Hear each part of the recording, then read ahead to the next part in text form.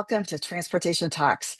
My name is Michelle Livingstone, and I have the privilege of interviewing the best and brightest CEOs in the industry. And today I am so excited to have as my guest Frank Lonegro, President and CEO of Landstar System. Frank, please join me on camera. Hey, Michelle, how are you?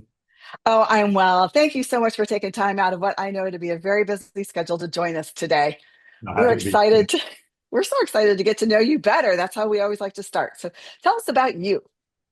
Gosh, well, I guess family is a good place to start. I've been married for 25 plus years and have three boys, twin 11-year-olds and a 15-year-old.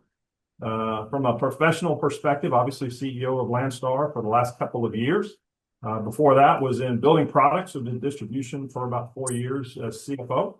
And then before that was CFO and a bunch of other roles at CSX. So I started my career outside of law anyway. I started my career in rail.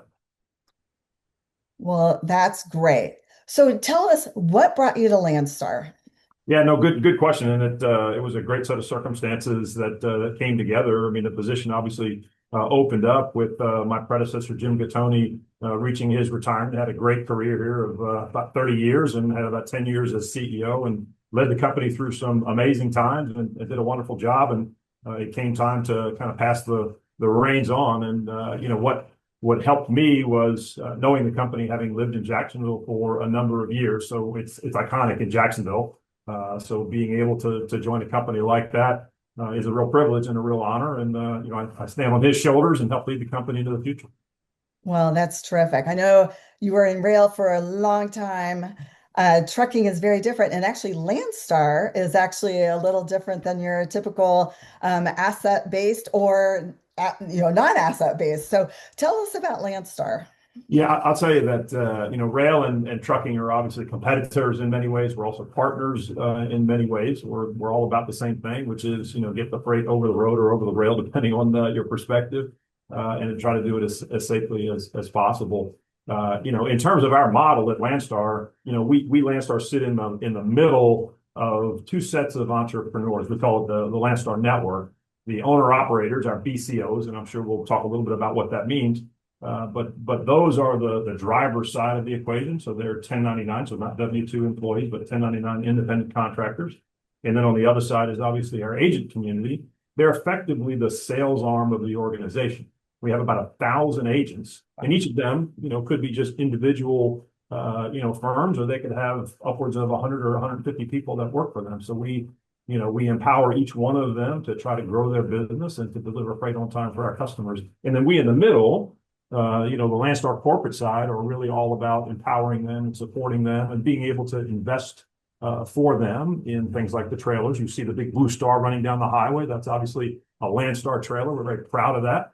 And then all the tools and technology that go to support that type of a network. I mean, that's where Landstar fits in the middle. We take the credit risk. So we, in some respects, are a bank, if you want to look at us that way. When the customer is served, then we bill the customer, but we also pay the agent, we pay the capacity providers. And unlike many businesses that want to be a positive working capital environment, ours is a little bit upside down, but that's one of the services that we provide. It's a great service that we provide for our agents.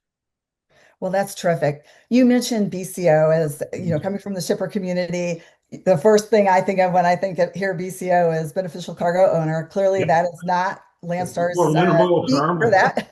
Yeah. So how did you come up with not you specifically, Yeah. I'm sure it's been around before your arrival, but tell us about the BCO concept and construct.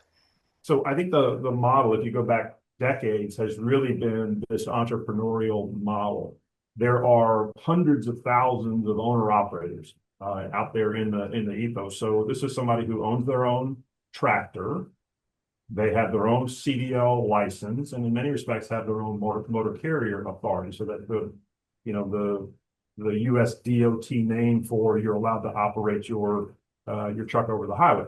In Landstar's case, we asked folks to lease to us so that it's they still own the tractor, but they drive exclusively for us under a lease to one of our operating companies. That then gives them the ability to drive just for Landstar and have all the Landstar agents provide freight for them. It gives them certain insurance type benefits that we have when they go over the road. It gets them paid very quickly. So they get paid extremely quickly. And it's a way for them to know where their freight is coming from. It's a way for them to also have what we call freedom and opportunity. The average age of our BCO is 51 years old.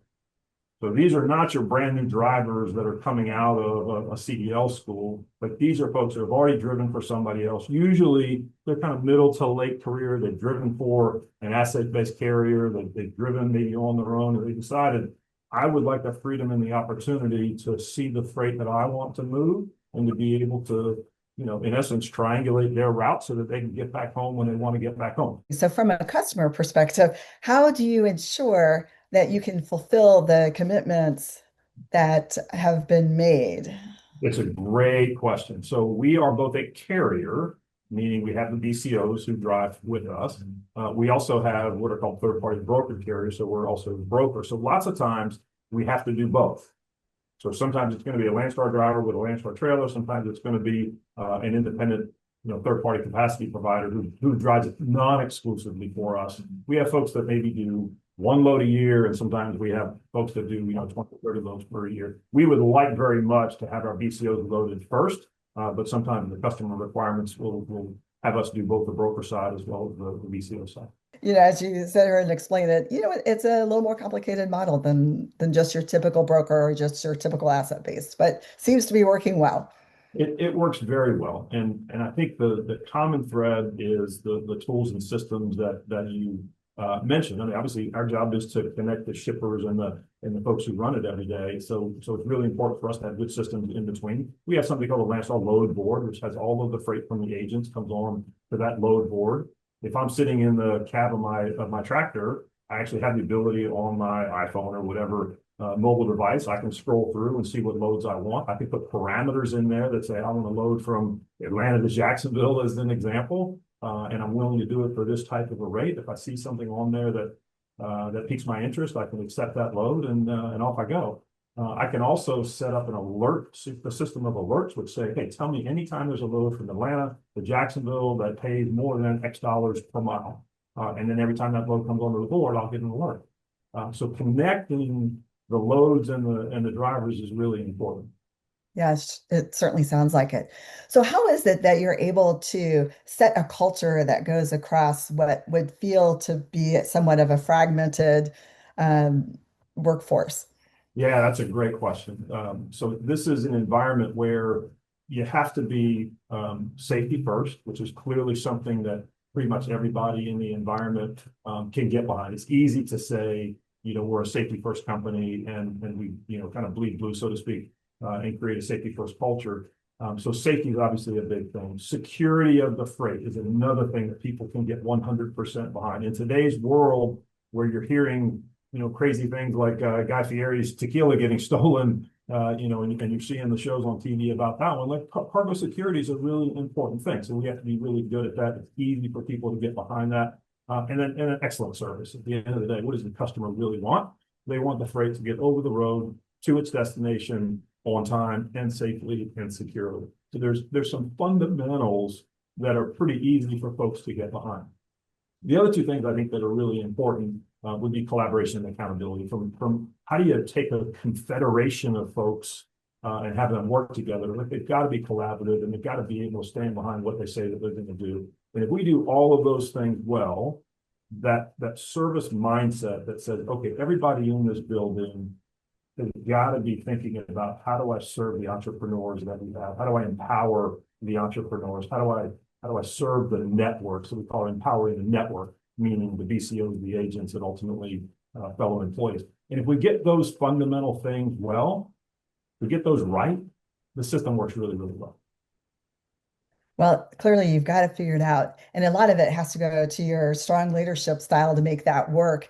What leadership traits do you feel like you bring to the party here that might be a reason why not everyone could, make a great CEO at Landstar? Because I'm sure as I said, it seems like it's a little complex, but you've got to figure it out. So tell us what the secret sauce is. Yeah, you're being kind, but I'd say the secret sauce is a number of different things. I mean, clearly, in an environment where you have 1,000+ agents and 8,500, 8,600 BCOs, plus another 12 or 1,300 employees, like that's a fairly sizable organization. I've had the benefit of a lot of different roles in my career, whether it's at CSX or Beacon Building Products or here. And you borrow from those all the time. I've had operating roles and being comfortable in rail, a shop floor, or at Beacon, a roofing supply branch, or here being in what we call the field operations centers. It's the ability to honestly be an approachable, authentic person from the folks who are working with their hands every day, or driving a truck, or wearing steel-toe boots, to people who are on Wall Street. So I think it's just being you is an important thing. Being that person who says, "Hey, what can I do to help you?" I've always been probably more of a giver than a taker, if you want to look at it that way. So if there are things I can do to help, I met with an agent earlier today, and she's a really remarkable person. She's gone from a very small agency to a multi-million-dollar agency, and to have her tell us about where she is in her journey and how we can help. I mean, that's my job, is to figure out how to help her be more successful. It's my job to help the BCOs take one more load, or find a higher paying load, or develop a relationship with an agent so they're on the list of the first call when that agent has freight that's one from Atlanta to Jacksonville, that they're going to call Michelle, because they met Michelle, and Frank helped introduce Michelle and the agent together. So it's really about just figuring out the best way to connect people across this really neat network. Yeah, no, that sounds really interesting. And obviously, technology must play a huge part of that success. Tell us about your technology hopes and dreams and current platform. I'm sure there's a lot of hopes and dreams ahead as well. So yeah, I'll tell you.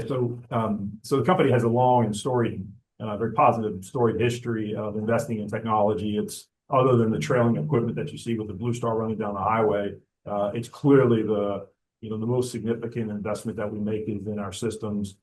So we've done a lot of work to try to automate the agent office. And remember, we've got sort of three stakeholders. We've got the BCOs. We have to develop tools and things for them. We have the employees, and then the agents. And so the tools are maybe on the back end, they're similar, but the front end might be a little bit different. So we have a transportation management system. The TMS is really important in the way that we interact with our agents. We are sort of this close to the finish line on that one. So I think that's important to get all the way through the entirety of the agent community. The approach at Landstar, we often have to build in slightly differently for every agent, because every agency is a little bit different. Back to one of the complexities of the model, but we figure out a way to make that work. We're on the cusp of, and maybe late to the game, but we're on the cusp of an ERP system. So for our financials and things like that, we're inside the headquarters building.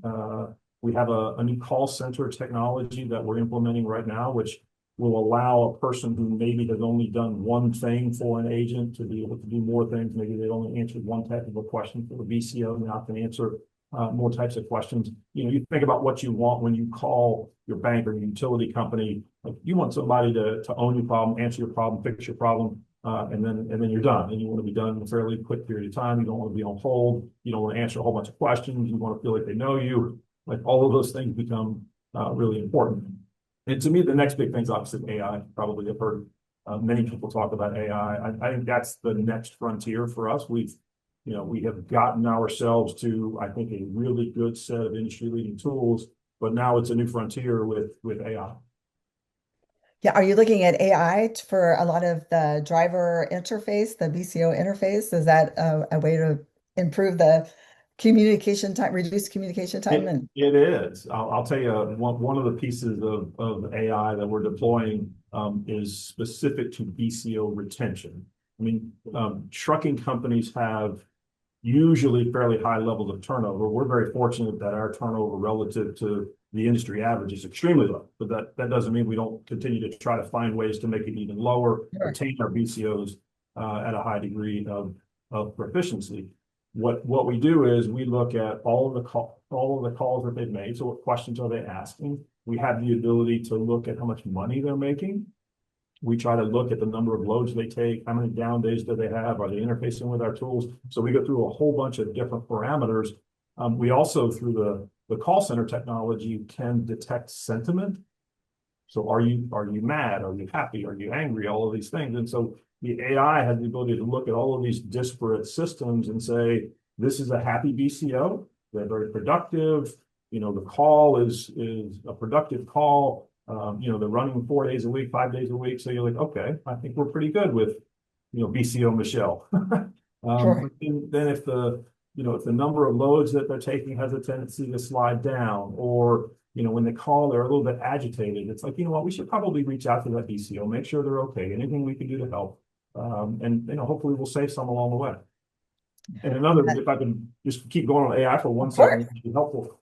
So cargo theft, as I mentioned earlier, is a really big deal in our industry. So we are working on a number of different AI-related tools that will help us prevent fraud, detect fraud, mitigate fraud if we think it's happened. It gives us the ability to sort of look underneath maybe who is actually on the other end of the load or the other end of the tender, or you know, there's such sophistication in the bad actor community where they're able to, you know, spoof email addresses and IP addresses and things like that. So we've got to get ever more sophisticated in our defense. And it's always cool when I get the phone call, hey, we stopped a load, we prevented a fraud. Those are the best. Those are the best calls to do. Absolutely. Well, I wish you all the best. And I know the industry is focused on that. And hopefully you can, with your experiences, what's working, hopefully you can share that with others so that the entire industry can improve. So that's really exciting stuff.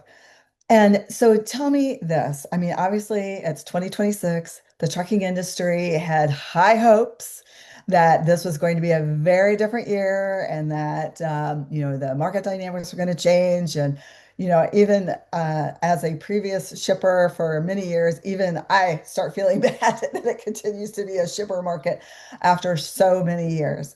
What are you seeing for the rest of 2026 and beyond? Good question. If I could take us back a little bit, the reason why the freight industry has had such a difficult 3 or 4 years is because we had such a great set of years coming out of COVID.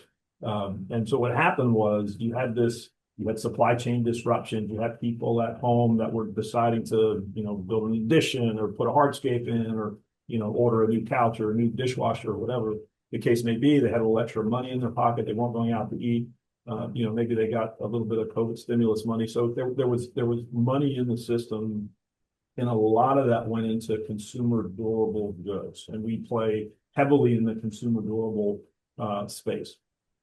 The other thing that happened was, because the supply chain got somewhat convoluted during COVID, rates went up.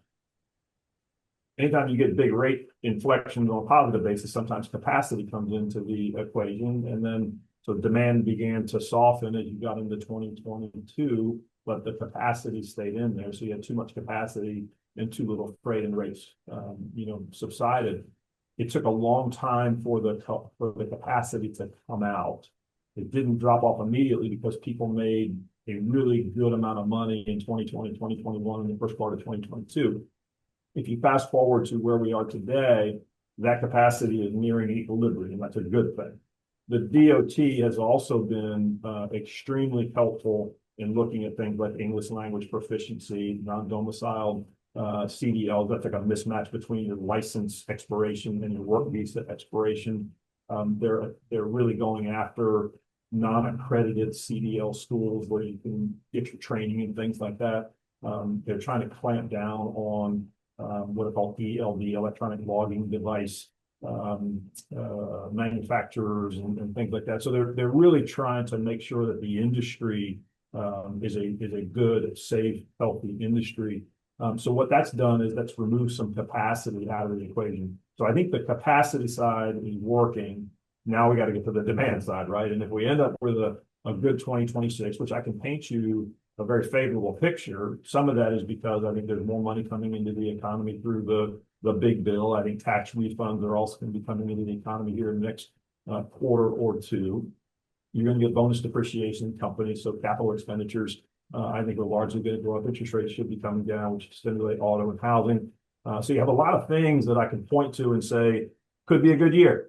I thought similar things coming into 2025, although probably not as tangible as I just mentioned to you. But fingers crossed. We've seen a decent rate lift in November to December and December to January. So we certainly have a couple of data points to point to that might indicate that 2026 is going to be okay. Well, hey, everyone is certainly hoping that is the case. And it's never healthy to have one side have, too much power for too I many agree. years. So, I agree. and one of the phenomenons about the industry is that it is secular. So, what goes around comes around. So everyone just needs to hang in there, and we'll see Yeah, this how it this all one's shakes just out. been this one's just been a longer cycle. I mean, your typical, honestly, our CFO Jim Todd would tell you you could almost set your watch by the cyclicality of our business. It goes about 18 to 22 months, and then you're on to the next cycle. And this one's lasted, probably close to 40 months. So we're twice the normal cycle. I'm ready for twice the normal up cycle. How about that? Yeah, well, we'll see how that all shakes out. You never know. It could happen again, I guess. So you mentioned some of the things that were going on in the industry. Are there any regulations, laws, pending or anything that you're like, really wanting to see come to fruition, or you're like, ooh, let's not go down that path? The DOT has done such a nice job. I had the privilege of meeting with Secretary Duffy, USD Secretary Duffy, and the head of the FMCSA chief bars. And so those folks, I mean, they both are very, very familiar with the American trucker and what the American trucker needs to be successful. And I've said a number of times in open forums, like there's no making America great unless you got a great American trucking environment. So I think we're a big part of what that could be. And I'm really proud of everything that they've done there. We're clearly keeping an eye on tariff and trade policy and what's happening there. The Federal Reserve and its dynamics are important to us. Since we don't own tractors, from a business perspective, we're a little less precise on EPA emissions and things like that. I mean, I've got my own personal views, which I'm sure everybody does, but from a business perspective, because we don't own tractors, it's a little less impactful, to us. We do a lot of things to try to make our vehicles safer, our trailers safer, and so you'll see some of that coming out. But right now, I'd say the biggest thing is really tariff and trade policy and what's going to happen with that. Yes, well, that certainly has been a turbulent point, but it seems like the world just keeps on ticking. So, lots of concerns about it, but no one's letting it really change too much. It doesn't feel like, it's just like, well, how much do I pay? And we'll figure it out kind of deal. So, Yeah. hopefully it will stabilize though, because It would be nice. And you think about it, if you put yourself in a big business shoes, whether you've got manufacturing or industrial facilities, I mean, where you put that, where you build that, where you employ people, whether it's offshore, nearshore, or domestically, like those are big decisions for a company to make, and obviously it impacts the supply chain. So we're ever watchful on that front. Yeah, no, yes, it'll be interesting to see how it all shakes out here and how much change we continue to endure. So tell me, for as you think ahead in the next 24 months or so, what's on your agenda for Landstar, and what would you like to see accomplished? Sure. No, I'd love to be able to grow the BCO fleet. I'd love to be able to grow the agent community. If I do both of those things, then you'll see our revenue increase and our profitability increase. We will continue to follow what we call the 5 points of the star, which is really our set of guiding lights, and accelerating the model is the tip of the star there, and that's all about the BCO community and the agent community. One of the other points of the star is all about enhancing our support. So the things that we do on AI and the tools that we mentioned earlier are all really important. How we invest our money. So being good financial stewards is another point of the star. So we've got to make sure that we invest in the right places for the right reasons for the benefit of the agents and the BCOs. We've also got to make sure that we grow strategically, doing something maybe a little bit differently, or kind of doubling down in areas that we think we have a competitive advantage. And then to the cargo fraud point, another point of the star is really reducing risk. I mean, we got a real hard situation here with, you make $200 or $300 or $400 on a load, and the value of the cargo is $500,000 or $1 million, and you got to move a whole lot of loads to make up for one lost load. Yeah, absolutely. Those sound great, and it sounds like you're well on your way to success. So we'll enjoy watching your progress on that.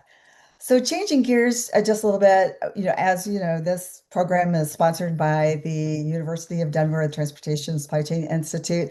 We offer an executive master's program for those in the industry, and it's been a very successful program. Obviously, you've got an advanced education as well. So tell us a little bit about your perspective as to why you chose to invest the time and energy to get your degrees and the advice that you would offer others. Yeah, I mean, from my perspective, getting all the education that you can is really important. It's helpful to have, I'll say, impetus or initiative at home. My parents were huge on education, when I was a kid, so they certainly encouraged me to do well. Having an undergraduate degree and then a law degree and an MBA. I mean, I think it has helped me in many, many respects. It has helped me in different career inflections, that I've made or been offered. I don't think there is any substitute for getting as much book learning as you can. Then obviously it's incumbent upon each of us to figure out how best to apply that. I would say for both the law degree and the business degree, it just teaches you how to think about things from a different perspective. You come up in one major, let's say in your undergraduate, and you're able to refine that or expand that in your graduate work.